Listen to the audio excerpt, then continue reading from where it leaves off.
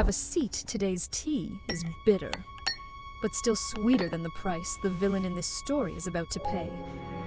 May's red ledger has just turned to a new page. Are you ready to claim justice with Reddit?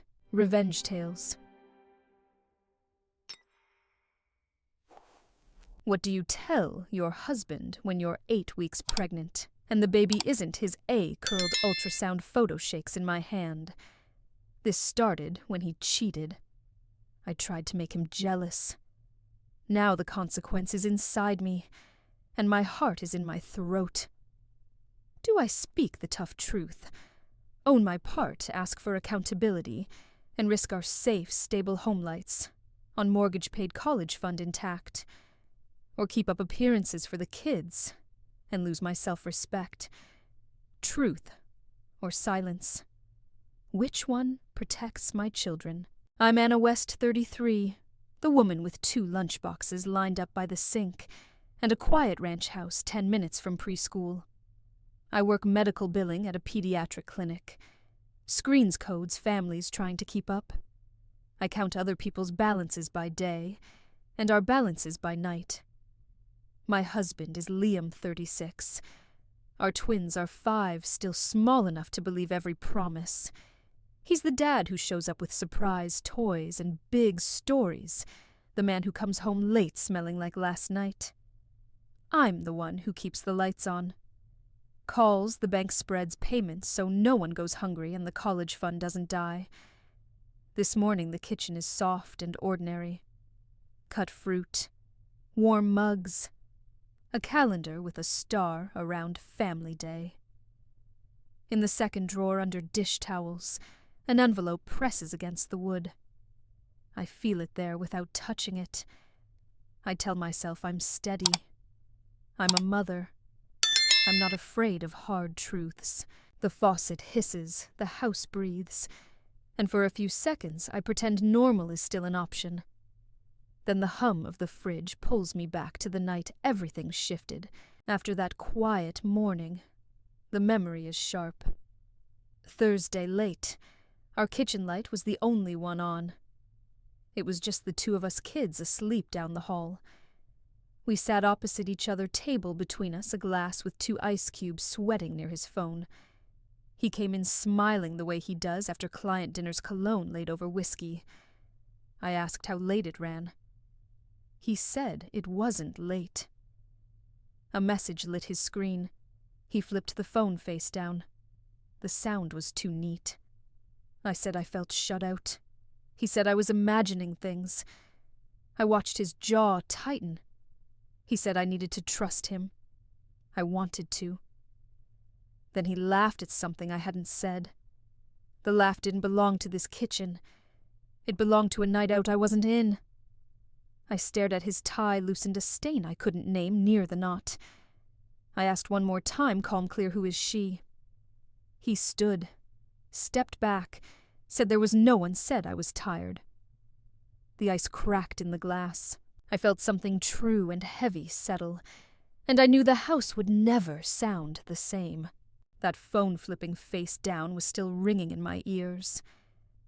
Near midnight we were in our bedroom, the house quiet except for the shower running. Liam's suit vest was tossed over the chair like it had no weight. I picked it up to hang it, and something stiff scratched my fingers. A receipt. I unfolded it under the bedside lamp and read the total twice because my brain refused it at first. $338. Dinner for 2. A place we never go. Not with kids, not with me. The bathroom door opened. Liam stepped out with wet hair, steam rolling off his shoulders, a towel at his waist. He looked relaxed for someone who was always working. I held the paper up. Explain this to me. He blinked like he did not recognize his own life. It was business. It says 2 dinners, I said. It says wine. He reached for it. I pulled it back. Do not touch it. Tell me the truth. His face hardened. You are doing this again. My voice stayed low, but it cut. No, Liam, you did this again. The crinkle of that receipt stayed in my hand long after he rolled over and went quiet. Saturday afternoon, I stood in a neighbor's backyard, with a paper plate and the sun on my shoulders, pretending I was not hollow. The twins chased Bubbles near the fence, squealing their cheeks shiny with watermelon. Liam was by the grill sleeves rolled up, laughing with the other men like he had nothing to hide. He looked good, too. He always did. That was part of the problem. I slipped inside to refill the cooler, just to hear something steadier than my own thoughts. The kitchen was cooler, dimmer. Ice clattered into a cup. My phone buzzed with a credit card alert, the kind that makes your stomach drop, without anyone even raising their voice. A neighbor woman stepped in behind me and shut the screen door softly. "Anna, you have been quiet lately.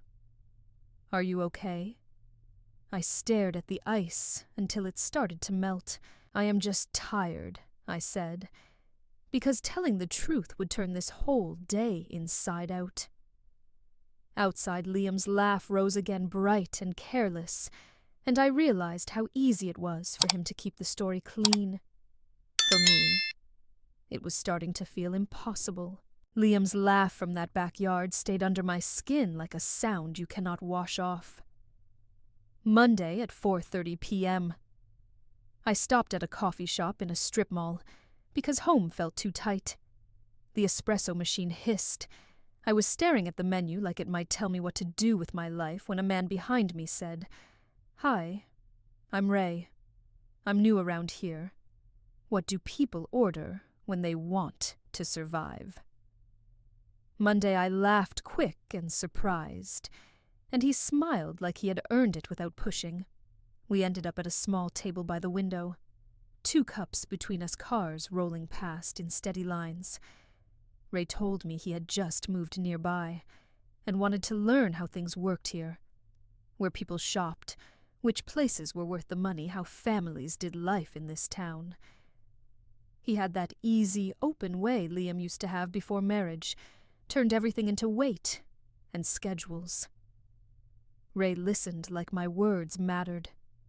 For a second, I felt seen, and it made my chest ache. When he asked, "Can I text you sometime for local tips?" I didn't say no. His question followed me home, quiet but persistent, like the smell of coffee on my sleeve. That night at 10:17 p.m., I was in the laundry room with a warm basket against my hip, folding tiny socks while the dryer thumped behind me. Liam was down the hall, shower running water steady, like nothing had changed in our house. My phone buzzed on the counter. Ray. 1 line. "Hey, Anna. Thanks again. Did you make it home okay?" I stared at the screen, feeling my stomach dip. It was not the message itself. It was the simplicity of it. No tension. No spinning. Just someone checking in because he said he would. In my mind, I saw Liam's vest draped over the chair, the crumpled receipt that proved I was not crazy. $338 for 2 dinners. And he still looked me in the eye and called it business. The dryer clicked off with a sharp finality. I typed, "Yes. Thank you." My thumb hovered, and then I hit send, even though I knew I was stepping closer to something I would not be able to control. After I hit send to Ray, my phone went quiet, but my nerves did not. Tuesday night, close to midnight. I was in our bedroom doorway with the hall light off, listening to the house. The air was still. Then the garage door groaned open, slow and loud, and keys clinked like metal teeth. Liam came in with that familiar, easy grin, cheeks pink, breath sweet with alcohol. A crinkled store bag swung from his hand. He set it on the dresser like a peace offering, and said I picked up something for the kids. They are going to love it. His tie was loosened, his hair damp from a quick rinse somewhere I was not. I did not look at the bag. I looked at him. "What time is it?" "Liam?" He shrugged casual, like time was a detail women worry about. It was a client thing. Everything is a client thing, I said.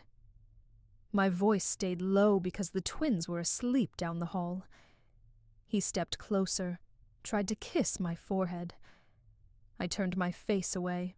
His smile slipped for a second, and I felt the next crack coming. That slipped smile stayed with me the next day like a bruise you check in the mirror.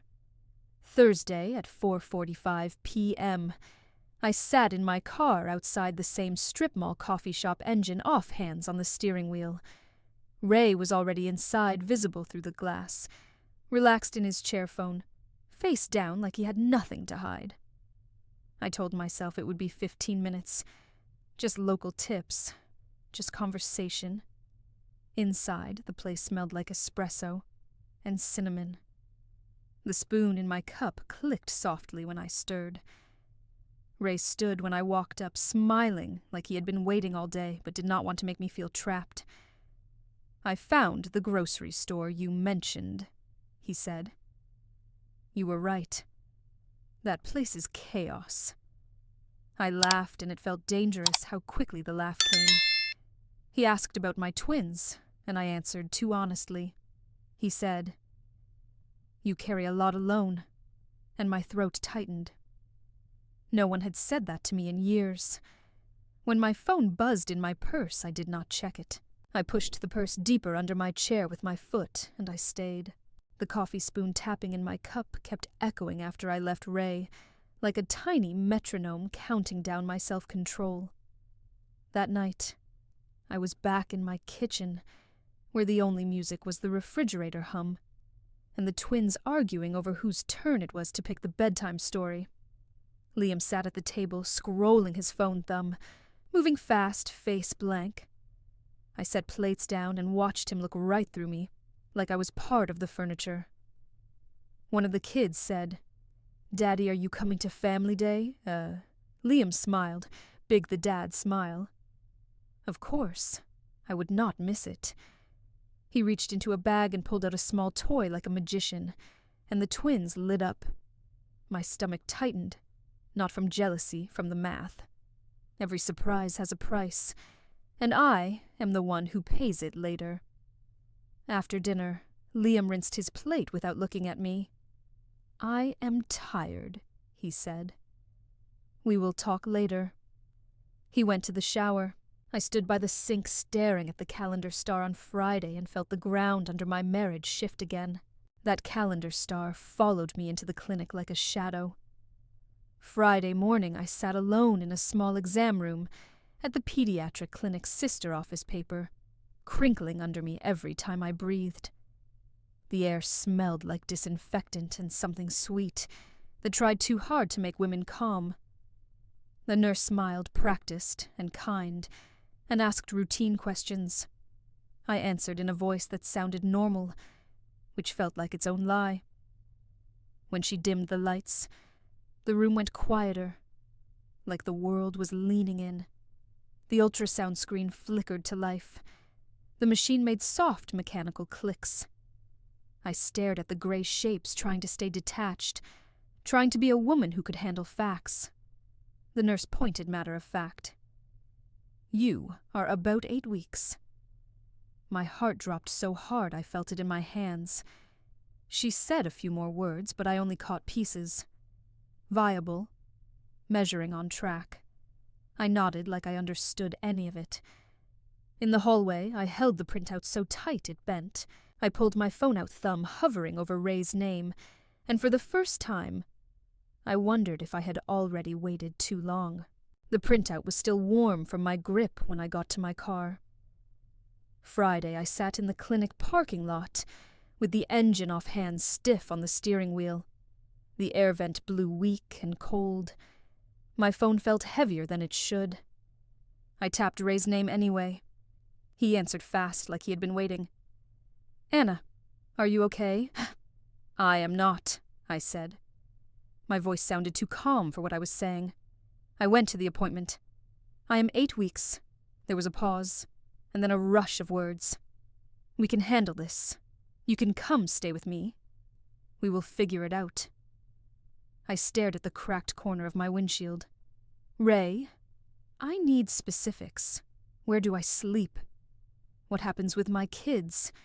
What is your plan when things get hard and expensive and real?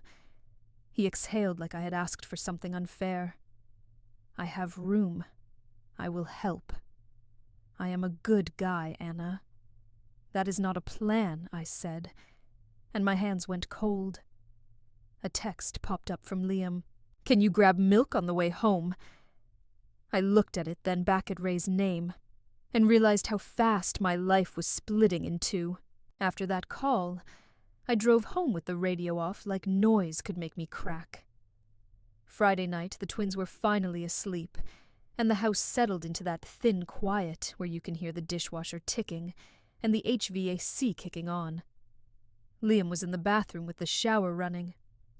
I stood at the dining table and laid the ultrasound printout flat, smoothing the corners with my palm.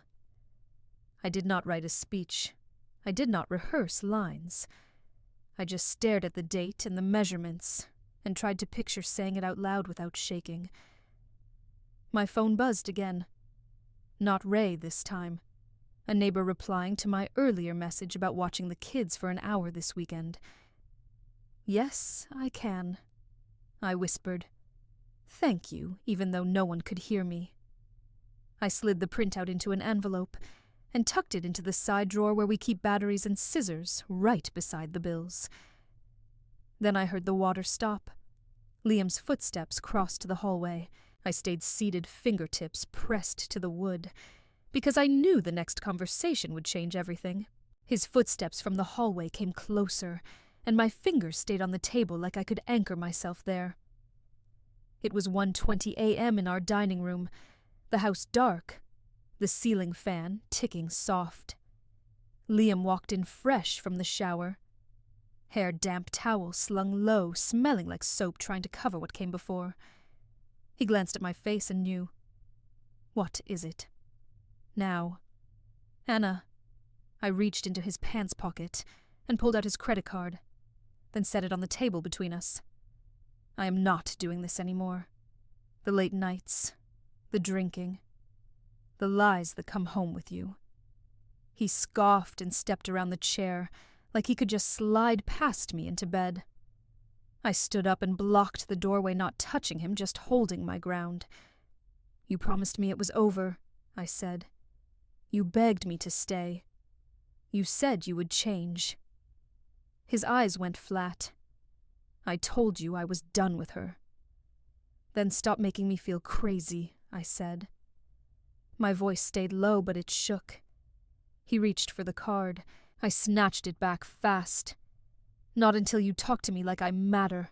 I barely slept after I blocked that doorway. Saturday morning I sat in my car in a quiet parking lot, with the windows fogged from my breath phone pressed to my ear. The receptionist's voice was calm, like she had heard 1,000 women trying not to fall apart. I asked about counseling. I gave my name. I booked the first opening they had. When I got home, Liam was at the kitchen counter pouring coffee, acting like last night was a bad dream he could shake off. The house smelled like toast and bitterness. The twins were at a neighbor's for a short play date, and the silence felt sharp. I made an appointment, I said, placing my phone on the counter so he could see the confirmation. I need you to come. We cannot keep living like this. He stared at the screen, then at me. So you are bringing strangers into our marriage. I did not flinch. You already brought strangers into it. I am trying to keep what is left from rotting. He opened his mouth, then closed it. He nodded once stiff like it cost him, and that small, reluctant nod told me I was about to do the rest alone. Liam's stiff little nod sat in my chest like a stone. Saturday night. I stood in my kitchen with the lights low, rinsing a single mug, while the twins' white noise machine whispered down the hall. My phone buzzed on the counter, bright in the dark. Ray, I have been thinking about you all day, he said. You do not have to do this alone. Come over, just for tonight. I stared at the faucet, at the thin stream of water I could control. Ray, I cannot just disappear. I have kids. I have a life that still has to wake up in the morning. We will figure it out, he insisted, like those words could build a roof. I kept my voice steady. That is what you said yesterday. I am not asking for poetry.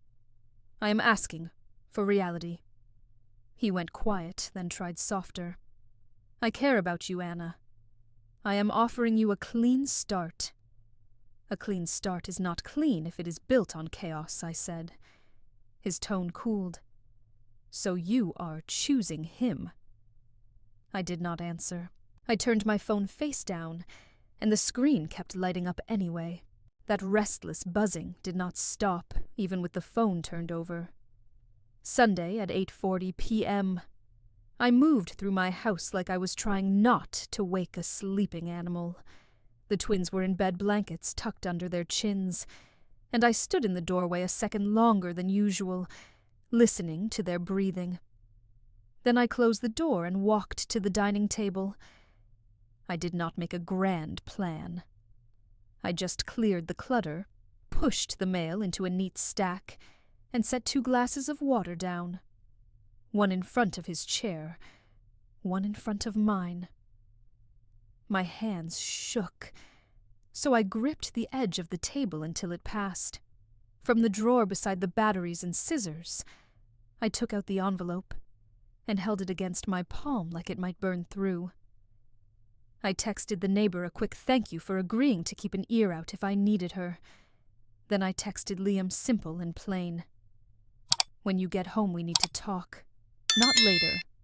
Tonight. I set the phone down. The house went still. Then the garage door started to rise. The garage door's rising whine turned into footsteps on the concrete. Then the front lock clicking open. Sunday night. I was at our dining table with the envelope tucked against my thigh. Liam stepping in from the hallway with his phone in his hand. The 2 glasses of water sat between us untouched, catching the light from the stove clock, like they were watching. He glanced at the cleared table and frowned. What is this? Anna. It is us, I said. And it is late enough that the kids are asleep, so we can finally talk like adults. He dropped his keys in the bowl too hard. I have work in the morning. So do I said, and I kept my voice low. Sit down. He didn't at first. He hovered like he could outweight me. I pulled the chair back and sat steadying my hands by wrapping them around the glass. I am not here to scream, I said. I am here to stop pretending. You cheated. You came home smelling like whiskey and excuses. And I have been drowning quietly. He took a step toward the hallway. I stood up and blocked his path with my body not touching him, just making him face me. If you walk away tonight, I said you are choosing to end this. We stayed quiet for a beat, after I asked him what cutback meant.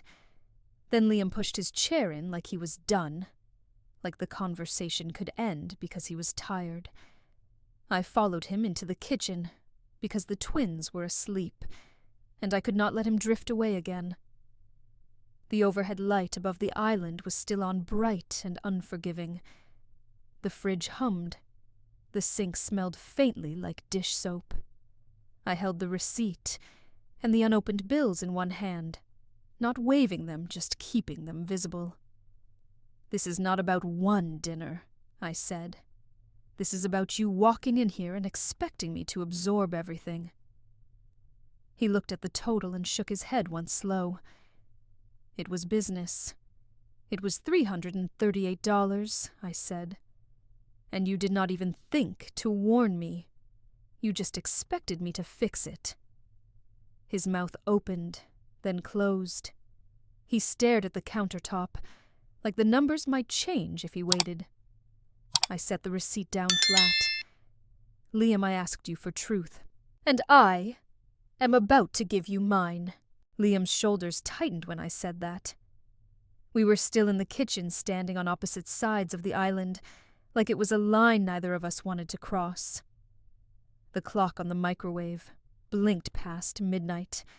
Somewhere in the house the air vent clicked, and the heat kicked on. He kept his hands on the counter, fingers spread like he needed something solid. "What truth?" he asked. His voice was low, careful. "What did you do?" I took a breath and felt it shake in my ribs. "I let someone in," I said. Not as a friend. Not as a harmless conversation. His eyes narrowed. "When after you cheated," I said. "After the late nights and the whiskey, and you calling me crazy for noticing." He swallowed hard. "So you did it to get back at me?" "I did it because I was lonely in my own house," I said. "And because you trained me to doubt what I saw." He leaned forward just an inch, like he wanted to shout but remembered the kids. Was it one time I held his stare? No. His jaw clenched. He looked toward the hallway, then back at me. "And there is more," he said, hearing it in my voice before I said the words. The moment I said it, the room changed temperature. In the same dining room, same low light, Liam's chair scraped back fast enough to sting my ears. He stood with both hands gripping the chair like he needed it to keep from shaking. The water in his glass trembled. "Say that again," he said, voice tight. "Say it clearly." "I was with someone else," I said. "It was wrong. I am not proud of it." He took 2 steps toward the hallway, then stopped himself like he remembered the kids. He turned back, eyes sharp. "How long? Anna. Was it one time, or did you build a whole second life behind my back?" "I did not build a life," I said. "I made a mess." He shook his head, breath coming quick. "Who is he?" I swallowed. "Someone I met nearby. Someone new in town." His face hardened and he pointed at the receipt on the table like it was a weapon. "So this is your excuse. You did this because you wanted revenge." I didn't flinch. "No, Liam. I did it because I was empty, and you kept taking, and there is more I have not told you yet." We did not go back to the dining table. We stayed where the house felt most real, the kitchen, the doorway, the short hallway that led to the twins' rooms. Liam paced once, then stopped with his back to the counter. I could see the muscles in his jaw working, like he was biting down on something sharp. "I am not throwing you out tonight," he said. "But I am not pretending this is fine. I am not asking you to pretend," I said. I pulled my phone from my pocket and unlocked it with my thumb slow. The appointment confirmation was still there, bright against the dark. I booked counseling. "You said you would come." He stared at the screen, then looked away. "So you want someone to tell you I am the villain?" "I want someone to keep us from tearing the house apart," I said. "I want a safe home for our kids. That is it." He exhaled through his nose. "And what do you want from me right now?" "No drinking," I said. "No disappearing. If you are out, I know where you are. If you spend, I am not finding out from an alert." He didn't answer right away. Then he nodded once stiff. My fingers drifted toward the drawer where the envelope waited. Liam carried his pillow to the couch without slamming anything, which somehow hurt more than anger. The house went quiet in that thin way it gets after a fight, when every sound feels too loud. I stood at the sink, rinsing the same glass until my hands went numb. The faucet ran. The water hit the steel and echoed. At 1:05 a.m. I stepped onto the back porch for air. The night was cool, the street dark, a porch light glowing 2 houses down. I kept the door mostly closed behind me, so the sound would not travel to the kids' rooms. My phone buzzed again in my palm. "Ray, are you okay? Please answer." I did not open it. I did not let myself read more. I went into my contacts, found his name, and removed him from favorites. My thumb hovered over block, and I stopped. Not because I wanted him, because I knew once I blocked him, it would be real in a way I could not undo. Inside, Liam shifted on the couch. The springs creaked. I stayed on the porch a second longer, breathing, listening to the house hold its shape. Then I went back in, because the next truth was already waiting in that drawer. Ray's unanswered message and Liam's shape on the couch followed me into morning like a weight I could not set down. Monday at 6:20 a.m. I was in our kitchen, the twins at the table with cereal. Liam at the counter making coffee. He did not drink. The toaster popped. The dog's nails clicked on tile and everything looked normal, if you did not look too closely. Liam cleared his throat. I can take them to school today. I kept my eyes on the lunchboxes. You can, I said, but do not do it like a favor. Do it like a father. He nodded, then reached into his wallet and slid his credit card across the counter toward me. Not dramatic. Just quiet. Use this for groceries. I will call the bank after work. I will fix the spending. I did not touch it right away. Words are cheap, Liam. So is plastic. He flinched, then did something I did not expect. He opened the cabinet above the fridge, took out the half-full bottle he kept for guests, and poured it down the sink. The smell rose fast and sharp, then disappeared. The twins laughed at something on their spoons. Liam watched them like he was trying to remember what he was supposed to protect. I watched his hands, and I wondered how much truth they could hold. That alcohol smell from the sink was gone by night, but the decision it forced on me was still there. Monday at 9:10 p.m. The twins were asleep, and Liam and I sat at the dining table again. Just us, the house quiet enough to hear the refrigerator cycle on and off. He kept rubbing his wedding ring like it was stuck. You have been looking at me all day like I am a stranger, he said. I reached for the drawer and pulled out the envelope. My fingers shook, so I pressed it flat on the table with my palm. There is more, I said. This is not about winning. This is about what is real. Liam stared at the envelope like it might bite. What is it? Anna. I slid it toward him. He opened it, slowly pulled out the printout, squinted at the numbers. 8 weeks. He read, voice rough. He looked up, eyes searching my face. Is it mine? I did not blink. No. For a second he did not move. Then his hand knocked his glass over. It hit the floor and shattered a sharp crack that felt louder than it was. He stood so fast his chair tipped back. What did you just say? He whispered. The crack of that glass still rang in my ears. Monday night, we were in the dining room, Liam standing over the table like he didn't know his own legs. The ultrasound printout lay between us, and the chair he knocked back was tipped at an angle 1 foot off the floor. I crouched down with paper towels, my hands moving on autopilot, gathering the sharp pieces before the dog could wander in. Liam's voice came out thin. Who is he? Anna. I stayed low to the floor, eyes on the shards, because looking at Liam felt like touching a live wire. His name is Ray Mondrich, I said. He is new here. I met him at that coffee shop by the strip mall. Liam took a step toward me, then stopped himself like he remembered our kids sleeping down the hall. Did you plan this? He asked. Did you want to blow us up? No, I said, and my throat burned. I wanted you to feel scared, like I was scared. He stared at the printout again, then at me. Call him, he said. Put him on speaker. His word speaker followed me into the kitchen, like a threat.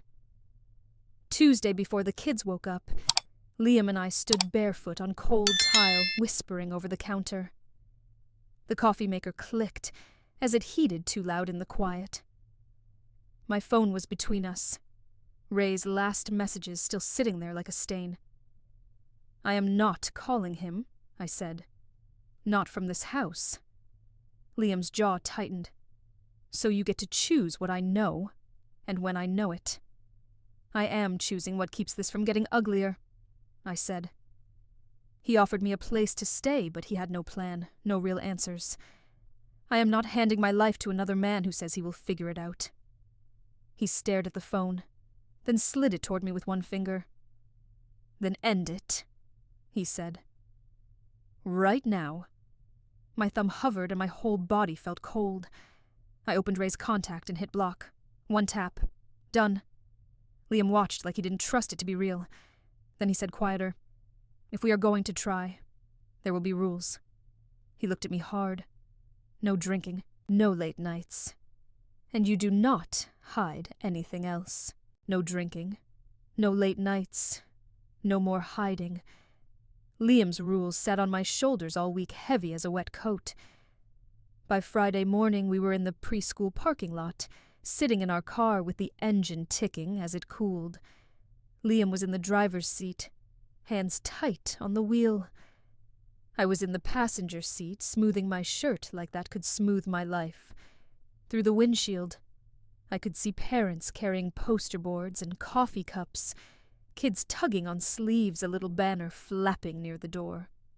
Inside the classroom, the twins ran to their spots like nothing was wrong at home. Liam crouched to their height, fixed a crooked name tag, and whispered, "I'm proud of you." He looked like the father I married, the one who could make a room feel warm. When it was his turn, he stood in front of the other parents and said simple, "My family is my home." His voice didn't shake. Mine did inside. After a neighbor smiled at me and said, "You two look good." I smiled back because the truth was not meant for this room. In the car afterward, Liam reached for my hand, and I didn't know if I should let him. His hand reaching for mine stayed in my mind like a question I could not answer. On Saturday morning, Liam and I sat in a small counseling office, with a box of tissues on the table and a clock that ticked too loudly. The counselor's voice was calm, steady, like she was holding a bowl neither of us could afford to drop. Liam sat with his knees bouncing, eyes fixed on the carpet. I sat with my hands folded tight in my lap, trying to keep my breathing quiet.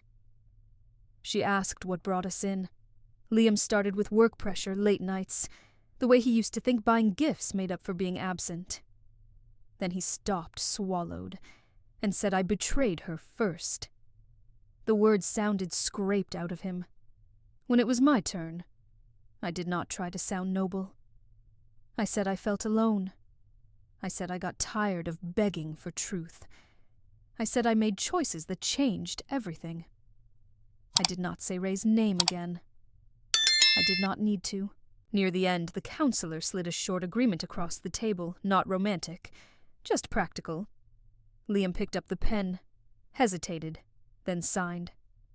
I signed too, and the ink looked darker than it should.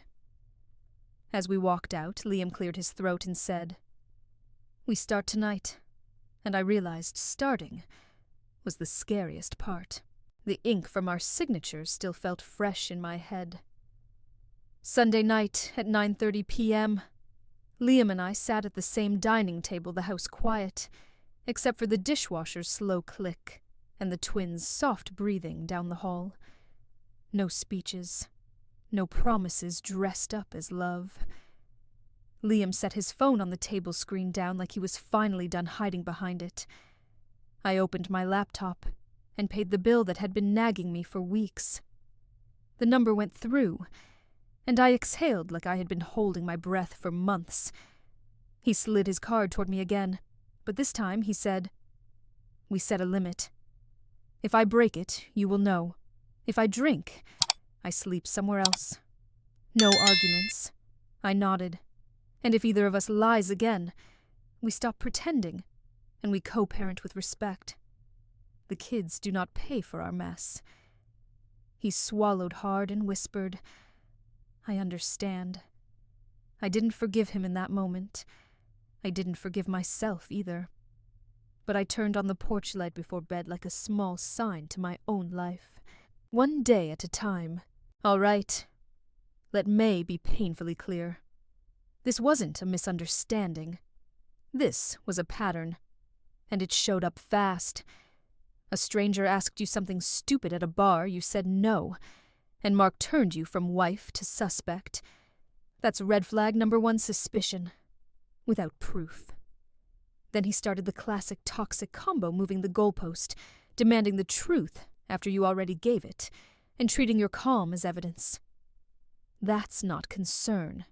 That's control wearing a suit. And when someone blocks the exit, when your I need air becomes why are you running, that's not love. That's a power test. The moment he rewrote the story, you pushed me, you escalated. That's gaslighting 1. Oh, 1. Not loud, not messy, just cold. Tidy cruelty. So here's your takeaway straight up, your no is a full sentence. You don't audition for basic respect. You don't negotiate reality with someone who benefits from you doubting yourself. If you're hearing this and your stomach drops, trust that. Red flags don't get greener with time. To the villain of this story, karma doesn't need your permission. It just keeps receipts. And to you, sweetheart, this debt, May clears it. But remember, these eyes are always watching. Don't let your name end up on May's blacklist next episode.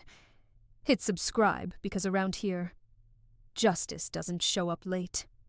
It shows up ready. A final note from the library. While these stories find their roots in the halls of Reddit, they are artistically reimagined to speak to the heart. Any likeness to reality is mere coincidence. The emotions, however, are very real. Walk with empathy, and let justice lead the way. Thank you for watching.